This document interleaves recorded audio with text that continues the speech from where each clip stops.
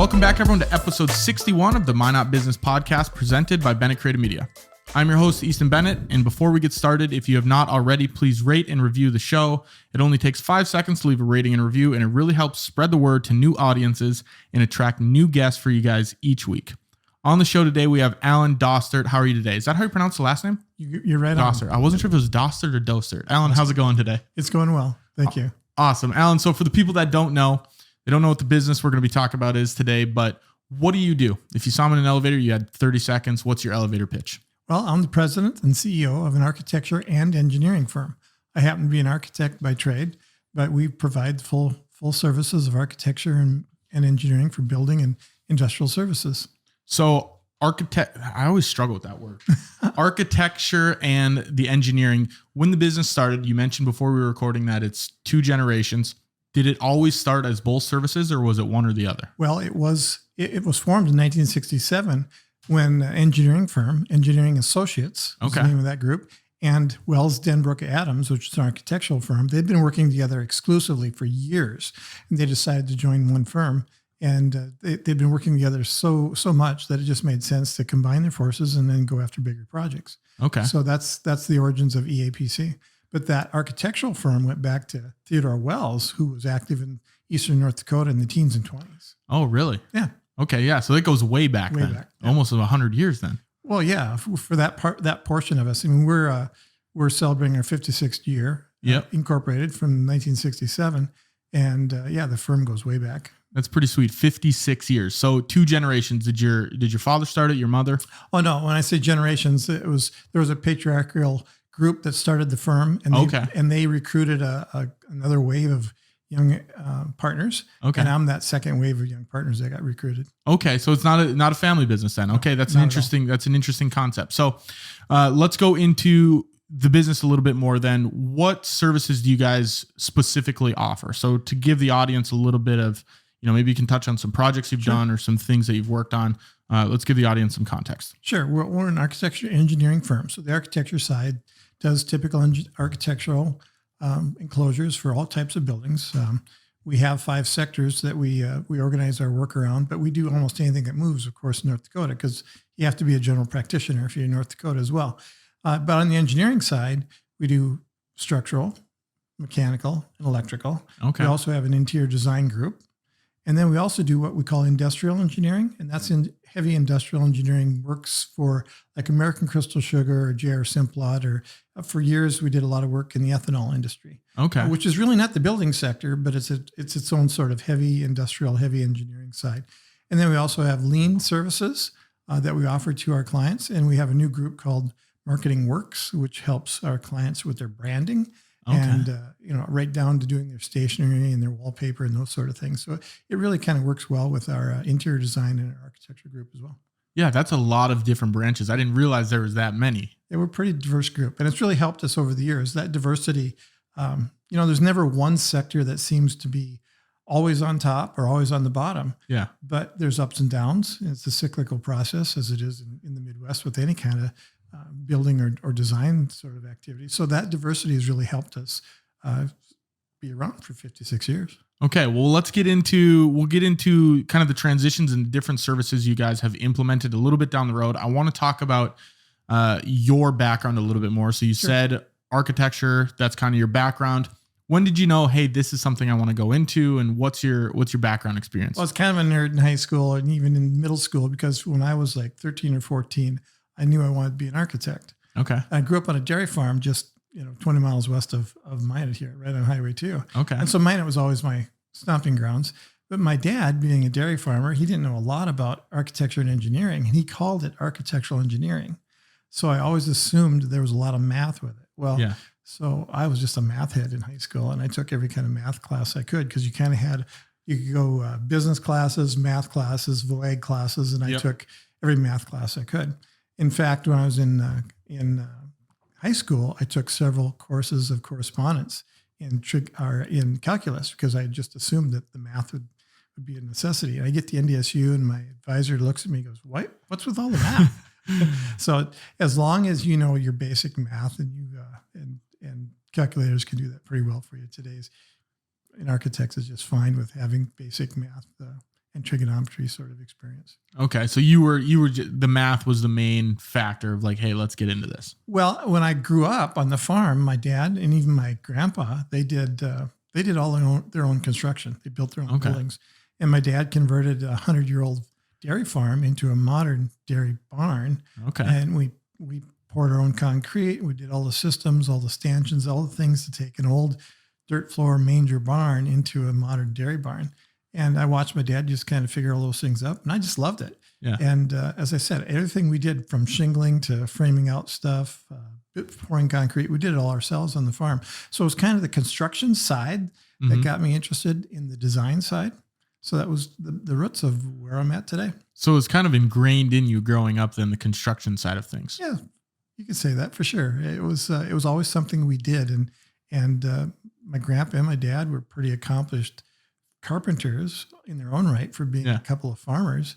And they just seemed to know how to do things. They had that sort of farm sense that they knew how to put things together, and that they kind of imparted that in me as part of my DNA, if you will. So then growing up, you maybe had a favorite then, but now is your favorite more so the design side or the construction side of things? Well, there was also a very artistic side that's in my family as well. And the artistic side is what I really thought the architecture would really bring out. And it does. And that really, along with construction, it's the marriage of those two things that really makes for a good architect or a good designer, is not only being able to design really neat things that look good, but they have to function good. And they also have to be able to be built. Yeah. And not, break the bank. I always tell people, like, I'm doing video production now, but one day an interior design business. I've always liked interior design for some reason. So I'm like, if videos ever fail, if people stop watching this podcast, I'll start doing some interior design. I'm just so fascinated by like making things look good. Well, you come call us and we'll get you a job. There we go. I was like, Alan, the videos are not working out. So you mentioned growing up just west of Minot. Mm-hmm. Berthold, I believe. Is it around there? That's where I graduated from high school. Yep. Perfect. So then, do you know much about the inception of EAPC? Yes, I do. Okay. So give me a little bit about, the vision behind that when it was first created. It's a pretty good story that goes with that. When EAPC was started, it really was engineering associates and this group of architects, Wells, Denbrook, and Adams. And when they put EAPC on the door, the thought process was, this is a vehicle from which you can retire from. And it's a professional corp, so we have privately held stock. Okay. And that value is established every year. Yeah. And so there was always a venue for it to buy your stock when you left. So the idea that there's nobody's name on the door is that EAPC would outlive any one of its patriarchs or any one of its partners. And so far, it's been absolutely true. I like that philosophy of, if you have Joe Johnson on the door in 1942, well, 2023, Joe Johnson's probably not around anymore. Right. And just like the Wells, Denbrook, Adams, which was one of the precursors, obviously all those gentlemen have passed away. Yeah. So EAPC, when Myron Denbrook became part of that, the EAPC legacy has outlived him now for several years. Yeah. Okay. So then when were you injected into the business? What does that transition look like, from first generation to now? I started working for an architect while I was in school at NDSU, and that's a 5-year program. It's a 4-year plus one to get your professional degree at that time. And I started working for an architect after my first year of school. So I had 4.5 years of experience working for an architect in Fargo. Yep. And then when I would come home for the weekends and for the summers especially, I started working for a local construction company here called Warner Construction. Okay. And worked there all through my college career. Worked for a firm a couple different firms in Fargo. And I ultimately went to work in Grand Forks for Schoen Associates, Bill Schoen and Jim Kubetsky.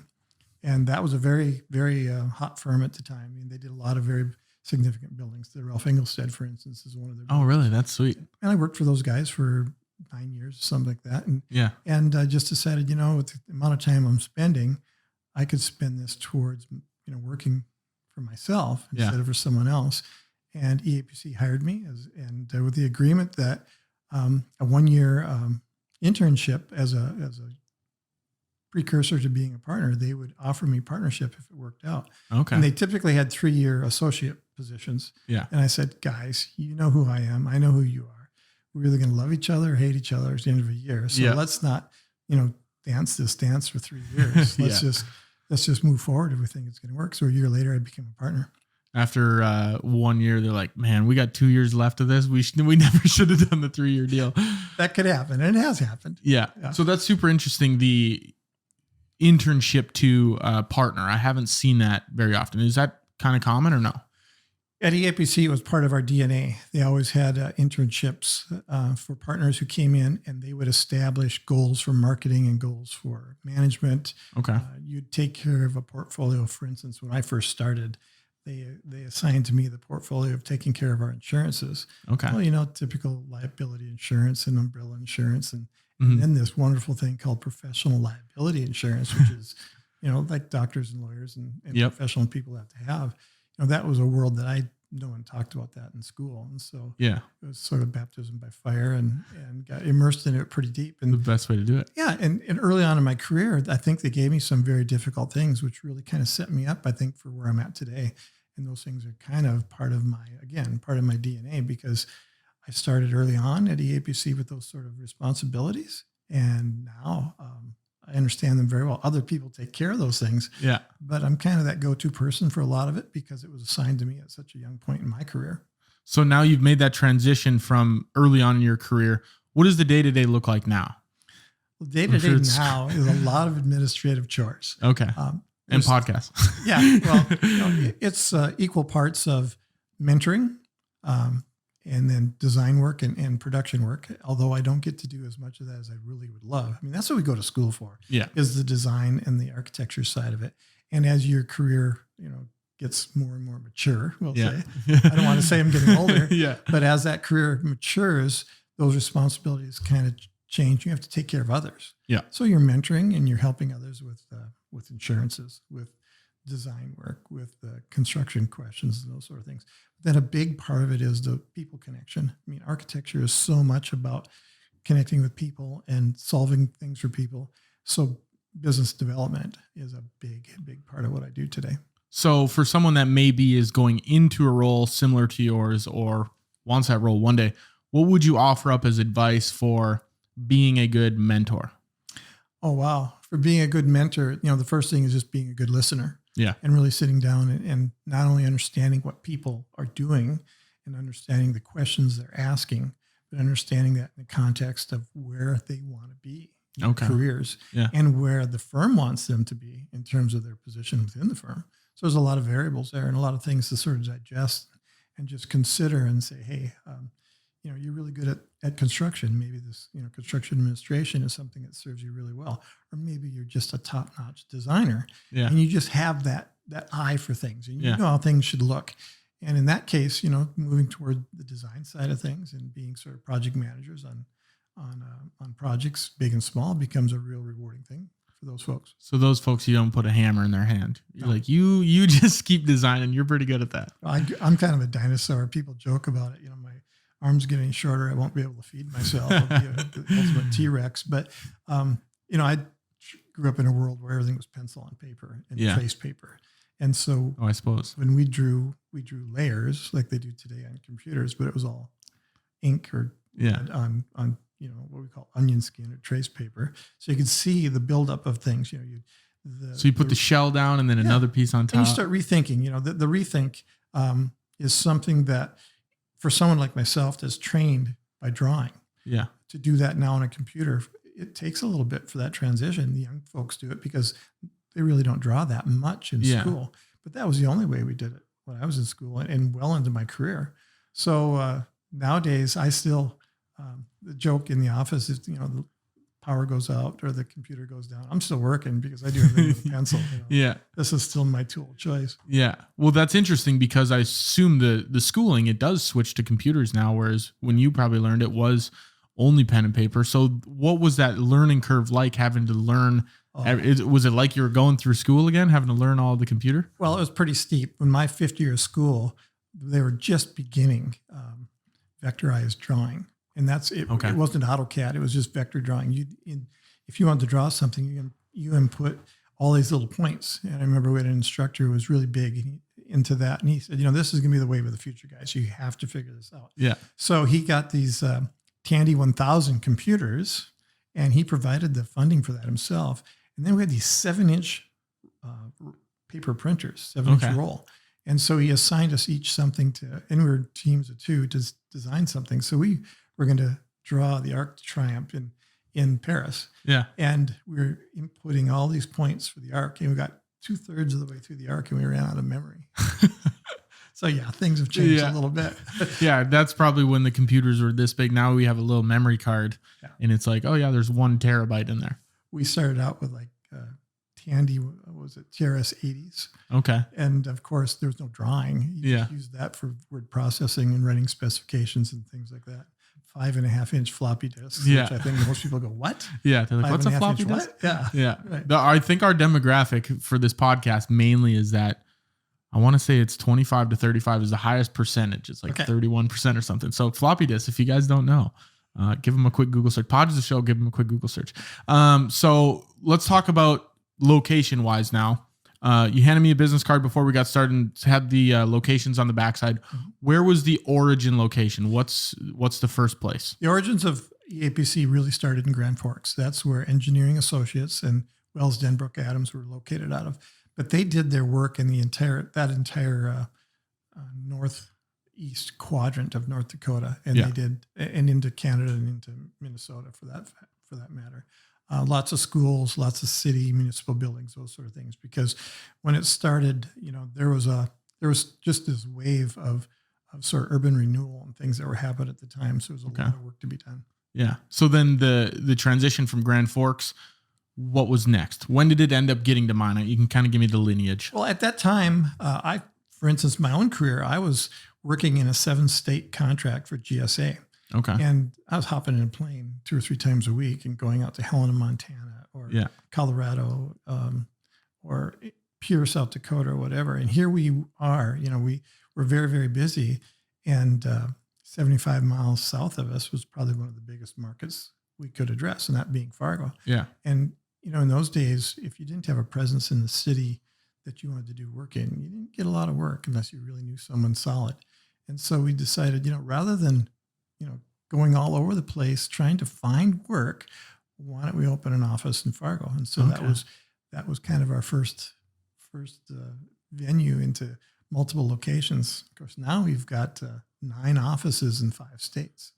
Okay, yeah, that's interesting. That not having I wonder if that's every industry where it's better. I mean, it's obviously better to have a presence, but you almost need a presence to get work in that specific city. It really helps for architecture because architecture is so culturally centered. I suppose. Understanding the people, their needs, what they've done in that community for the last 100 years is a lot about what they might do for the next 100 years. So you need to be responsive to those kind of things. You have to kind of know what the area you're working in is going to be like. Absolutely. So you can answer to that.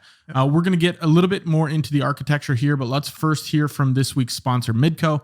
Is your business moving up and to the right? Put Midco's business technology to work for you so you never have a slow day at the office. From premium internet and phone plans to custom private networking and advertising, they have a solution for every type of business, large or small. Get paired with an account representative to create your suite of services and make the switch with ease with dedicated business client fulfillment and support teams. No data caps, flexible contracts with month-to-month or long-term options, built-in DDoS protection, and more. Explore services and request a free consultation at midco.com/business today. All right, Alan, let's get back into the questions now. So let's talk a little bit about the architecture and maybe some of the design, depending on what you worked on for these specific projects. But what are some projects that people in the Minot community would know about that you guys have worked on? Sure. When we first opened this office, it was actually a response, not to a project we had in Minot, but a project we had at the International Peace Garden. Okay. And we had a young architect working for us at the time who actually was from Stanley, North Dakota, and he wanted to move back to his home place. And so, commuting from Stanley all the way to the Peace Gardens for that project got to be a little tiresome. Yeah. So we said, you know what? This is a significant project, and there's a lot of us who have connections as part of the state. Why don't we open an office? And we did. And then he kind of ran that office for us. And we just kind of ran on a shoestring for a couple of years. We grew organically, meaning we didn't take on any other firm or any other people from a standpoint of absorbing another firm. Yep. So the growth was a little slow, a little controlled, and it worked well. I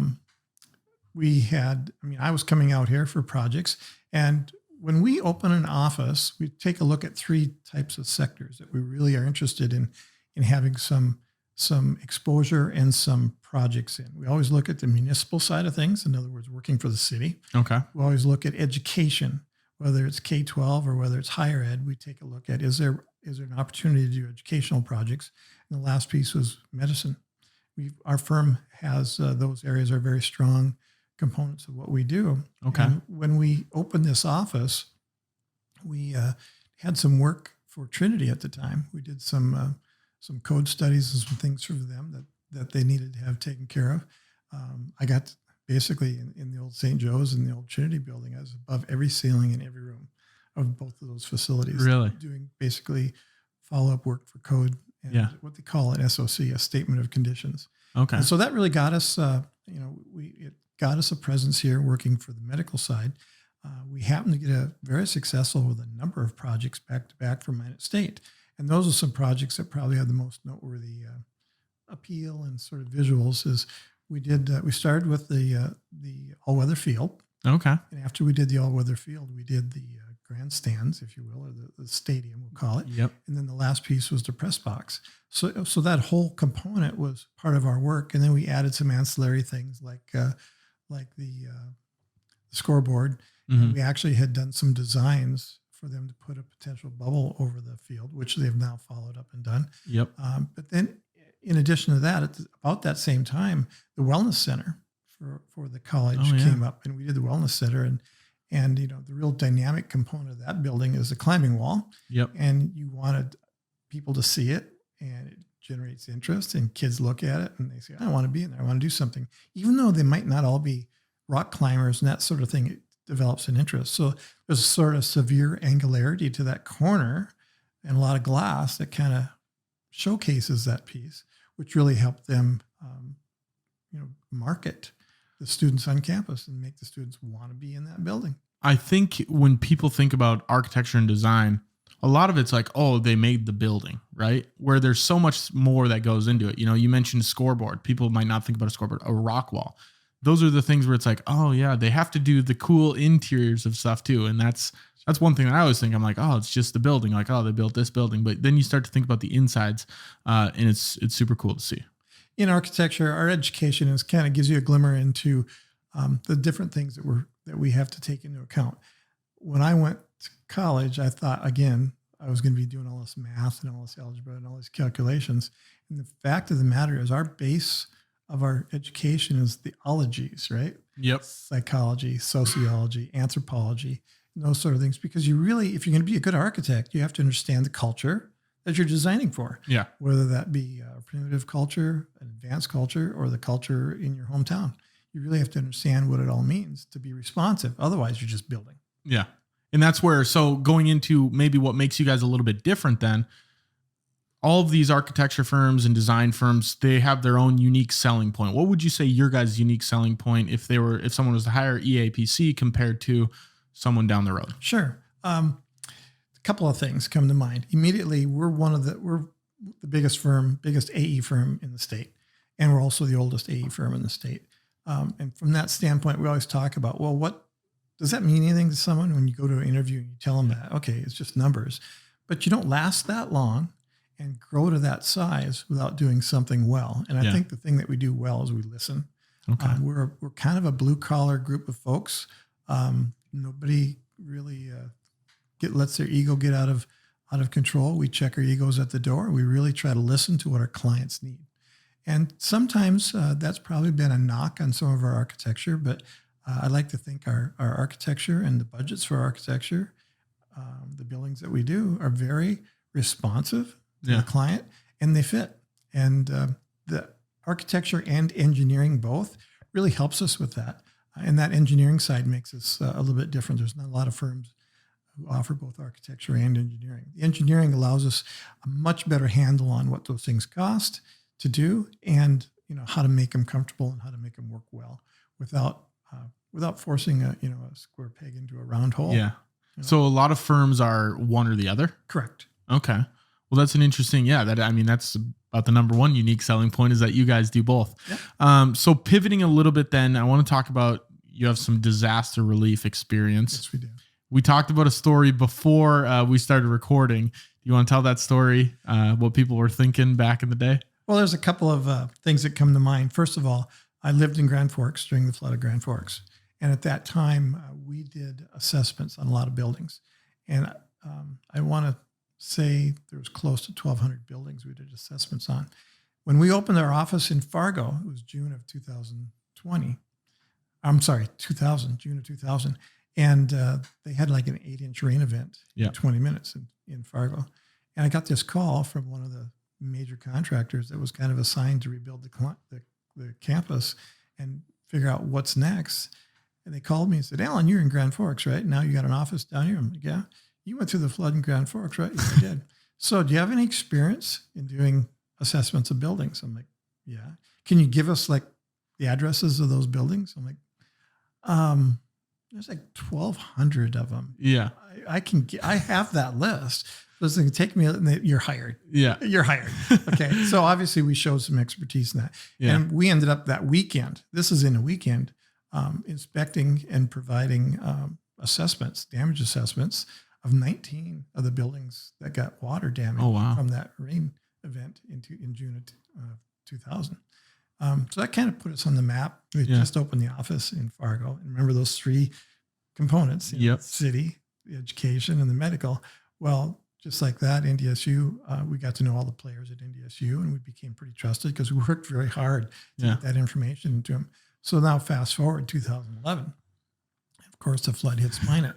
And again, we were kind of asked by the fire department, who worked with the government to provide assessments. And they said, we need initial assessments of all the buildings that were damaged. And we need it in 2 weeks. Can you do it?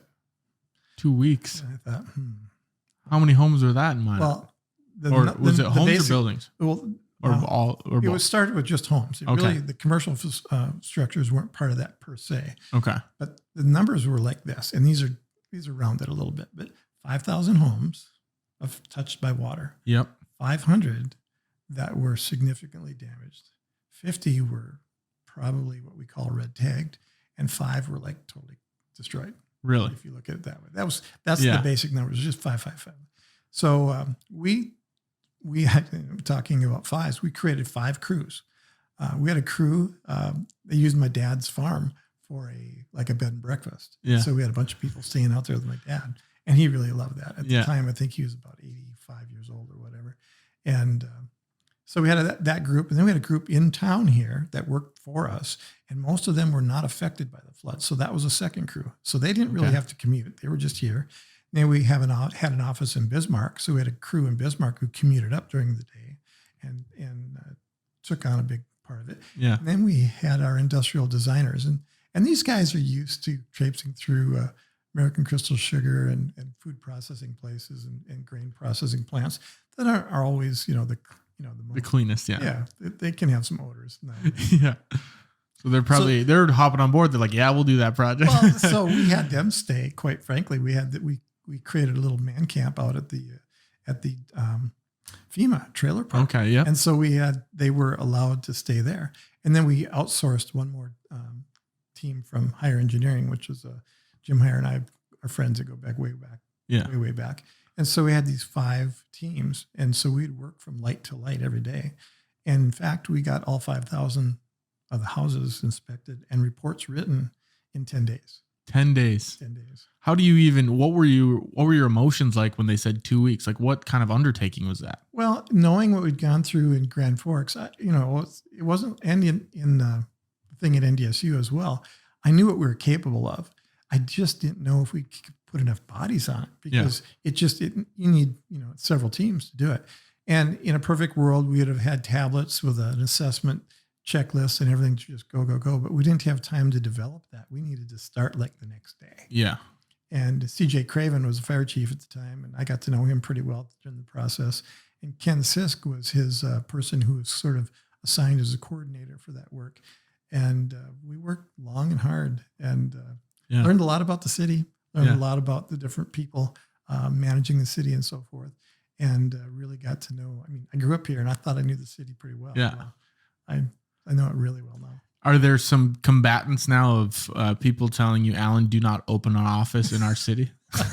Well, that was kind of a joke, is wherever I went, the water followed. So there's people who were like, yeah. So far, we've been dry. Yeah. 3 cities, 3 floods. I'm like, the track record's good for inspecting all the homes and the buildings, but bringing the water. So I retired to Las Vegas. They better be careful. That's all I gotta say. Well, were you there a couple weeks ago when they had that big? No, but I did do a project there, and it was the first time it had snowed in like 15 or 20 years. Oh, really? And my the guy I was working with at UNLV says, Dostert, are you in town? Because they had this big, huge rain, and he heard about all this before. He goes, you must be in town. It's raining like cats and dogs here. No, I'm not in town. Sorry. The bringer of rain. The bringer of rain. So then, what kind of emotions were going on in the community at that time? There's got to be some resilience, but what was it like? I was only, I want to say 12 years old at the time, so I don't remember it a ton. Well, there was a lot of different personality types that got affected by the flood. And being one of those people who went through it myself, had a lot of empathy for what they're going through, number one. But there's those folks who just want to roll up their sleeves, get to work, and start fixing things. Yeah. I remember a couple of folks had houses, the first 2-story houses had the first floor stripped right to the studs. You could see right through their house. Yeah. And I remember and we said, you really have to be careful. You can't just do this without, some forethought. And this guy was looking at me like, well, what's the problem? It's my house. What are you telling me what to do? And I said, here's the problem. I said, we've got a big storm coming. And it's just purple. It was just blue in the west, right? And he goes, so? And I'm like, and I just leaned against his structure, and his house moved over about 3 or 4 inches. I said, no. The house is going to fall on you. Yeah. This building in a windstorm could just push right over. Yeah. And so we had those people who, they were trying to do the right thing. They were trying to be aggressive to get it done. And then we came in and said, hold it. You got to do this and do it safely. It caused some angst because they saw that as nothing but red tape getting in the way and slowing them down. But obviously there's certain that's why we were doing it in the first place. There's the safety factors of protecting people. And then we had some people who just seemed to not care, and they just walked away. And some of those, I don't know if there's a lot of those properties left, but there was a lot of properties for a lot of years that were just, overgrown weed patches. And people just, it represented too much to come back to. And so you had those were kind of the bookends and everything in between. And I remember walking through an area close to the Roosevelt Park, and people not happy with us taking pictures. Oh, really? They just, why are you taking pictures? Yeah. Why are you taking pictures of my house? I was like, well, I really have to document kind of need it. Yeah. And they're like, we're going to fix it. There was a certain sense of, is this going to come back to haunt me? Is this going to be a problem? Because they'd already had enough. They were kind of at their limits. Yeah. And you try to sit them down and say, well, there's a process here that we're trying to go through to make sure everything is safe and everything gets done correctly, without trying to delay them or be, a negative impact on their progress. So that was, you're always walking a fine line there. And so we always had fire. The fire department was kind of in lockstep with us. And also concurrently, so was the police department, in case there were any issues, because there were some people who just plain did not want to have us have access to their houses, period. Yeah. And so we had to sometimes get a little help. But generally, it was a community that was that faction of the community was kind of broken, and they were looking for help, and so they welcomed whatever could come in for the most part. It's crazy the different walks of life. Like, my parents were flooded, and they were gung-ho about it. Let's fix this up. Gung-ho is maybe a strong term. I don't think they were like, let's do this. This is going to be so fun. And then like you said, there was the people that literally just left it there to rot. So I always like to hear the stories of people that went through it. I wish I was a little bit older to remember a bit more of it. Well, when you do lose a home like that, especially as a homeowner, I don't know what my kids went through it in Grand Forks, but as you feel that inevitability, that you cannot stop it. That's a pretty scary and pretty numbing and humbling feeling. Yeah.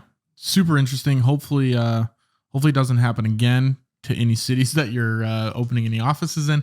Let's pivot a little bit now into a couple of your hobbies. So one being, after I did all this creeping and research on you beforehand, the photography aspect. So tell us a little bit about your interest in photography.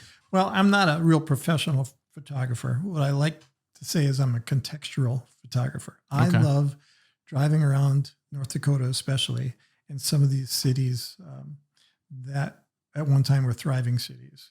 And now there's maybe a handful of buildings. And I love how the buildings kind of go back to nature in a very organic way. And I've documented a number of old barns across North Dakota. And a lot of them today are no longer standing. And if I hadn't taken pictures of them at that time, there'd be no evidence that they ever existed. Yeah. Not just barns, but, houses. And there's a house up close to Crosby. And I don't know exactly the location today, but it was a very ornate house. It had fish scale shingles on it, a lot of hand details. And you think about that building when it was built, it was the most important thing that was happening for those guys who were building it, for the family who was going to live in it, and probably in the surrounding area, people, it was the happening thing. It was a very, large house for its day, very ornate, big open stairwell in it, and of course, completely abandoned. And the foundations are caving in, and the roof's kind of got to sway back in it. And you think, now its value is what?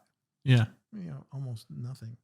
And it was the most important thing for, maybe 25, 30 people for sure at that point in time. So that's intriguing to me, is that what Mother Nature does to what we do. And as an architect, we do this built environment. Yeah. I'm constantly reminded that other than a couple of things in antiquities, there's not a lot we do that survives, the forever test. That's for sure. I was like seeing the thought process and photos of what happens when humans aren't there, right? Of what happens to buildings, what happens to land. Sure. And it is kind of cool. It almost just like eats it up, like engulfs the whole thing. So yeah. Buildings are so organic because they kind of start with, the roof line kind of sags. Yep. And it's kind of broken down a little bit. And then pretty soon one end settles in, maybe the footing or foundations settle a little bit. And they just kind of, like an old cow, laying down in the pasture, they just kind of slowly go to their knees, and pretty soon the roof's down and there's nothing left.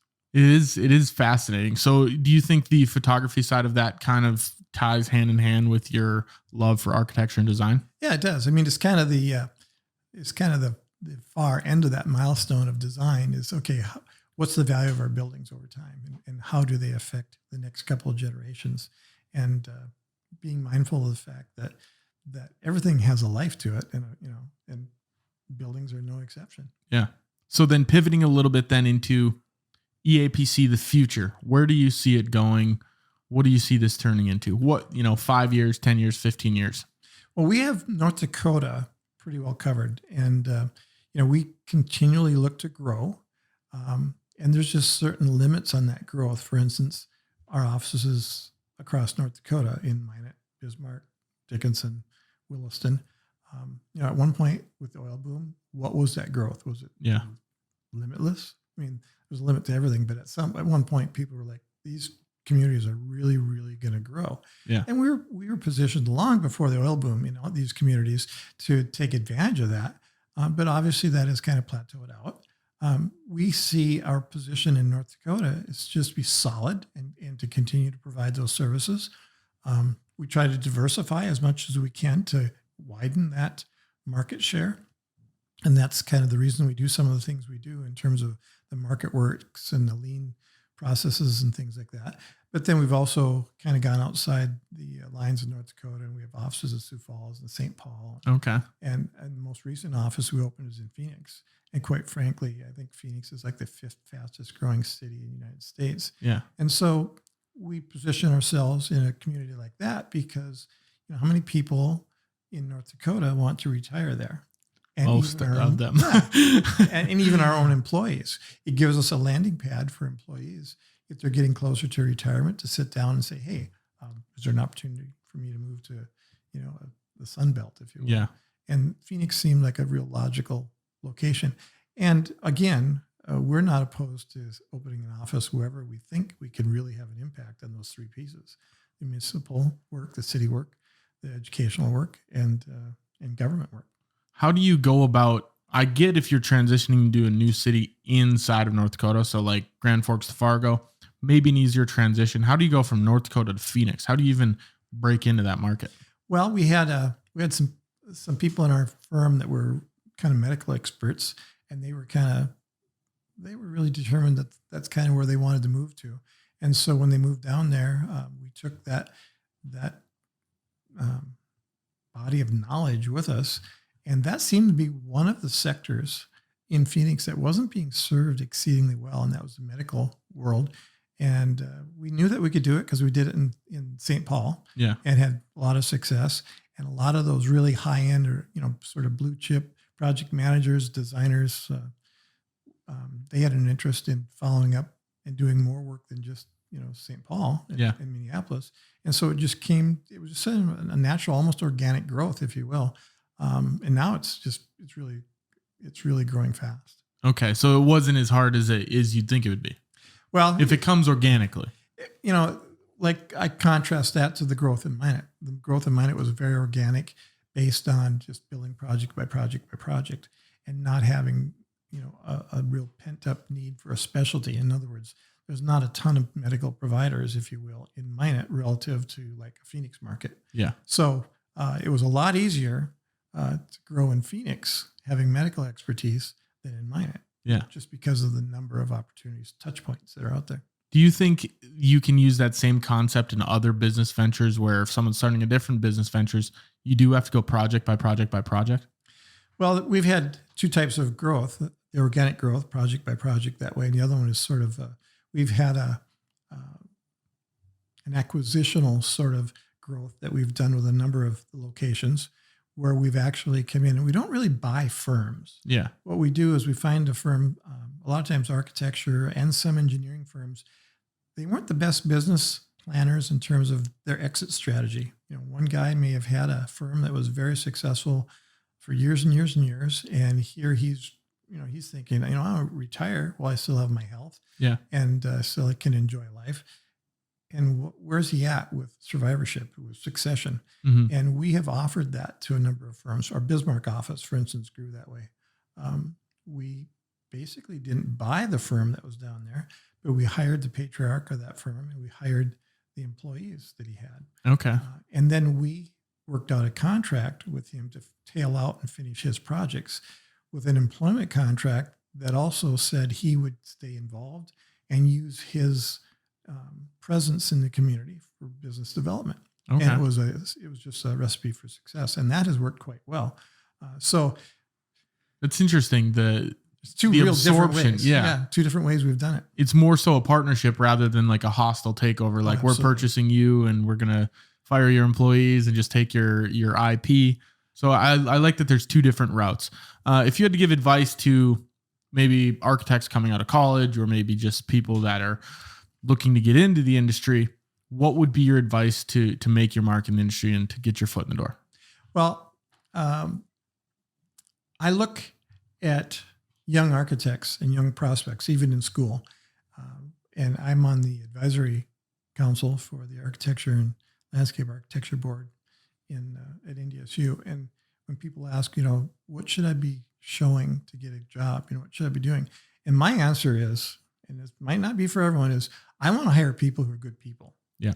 And it's not that I want to see you're a member of such and such a church, or things like that. But that's part of it. But what have you given back to your community? What have you been involved in? Have you been involved in United Way fundraising? Have you done things for the Boy Scouts? Have you done things to give back to your community? So I'm looking for good people. Yeah. And I'm looking for people with focus. So when they show me their portfolio and things like that, I really don't look at the context of, look at this great idea. I look at how good did they organize their thoughts and how good did they present it. Yeah. I can take people like that and they can become a tremendous architect with mentoring. It's easier to teach those things on the back end, right? Right. If you have the base foundation, then it's easier to teach the things you need. But the one thing I do tell students, especially if you want to really advance in your career, it's about knowing about buildings and knowing about how to put things together. Because if you're struggling with, how is a building put together? Yeah. How do you ever start addressing the cultural significance of the client you're working for? Yeah. So I always tell students who are going to college, if you get a chance, go to work for a contractor. Yeah. I used to joke all the time that 51% of what I know, I learned from my time at Warner Construction. Yeah. Because just a little bit more than half. Yeah. And the rest I learned in school and from other mentors in the architecture program. But that construction knowledge is so valuable because it takes that the confusion and the fog on how you build a building out. So now you can concentrate on what you need to do for your client. I was going to say it'd be hard to design or architect something that's you don't know how it's built. You're like, this would look cool, but I'm not really sure how that wall would fit in with this. Yeah. Even from licensed architects that are out there that they come up with something and it's like, well, that cost a fortune to do. Why did they do that? Yeah. Was that for someone's ego? Or was that really what the client wanted? Yeah. No, that makes a lot of sense. Alan, that's all I got for you. Where can people find EAPC? Where can they get a hold of you guys or see some of the work you've done? Well, you can get us online. You can take a look at www.eapc.net. We're in Grand Forks, Fargo, Minot, Bismarck, Williston, Dickinson, Bemidji, Minnesota, St. Paul, Phoenix, as I said, and then also we have an office in Sioux Falls. So, if you're in any of those cities and you want to stop by, our partners and our staff are always willing to sit down and talk to people. If you're a young person in the industry, we love having those conversations and potentially being even if it's a couple hours of mentoring and helping someone through the process. Come stop by and say hi. We'll always spend some time with you. That's awesome, Alan. Thank you very much. 56 years. Congrats on 56 years. Hopefully another 56 after that. Thank you very much for coming on the show. Thank you. Appreciate it. That was episode 61 of the Minot Business Podcast. Thank you guys again for listening and watching, and we will see you guys next week for episode 62.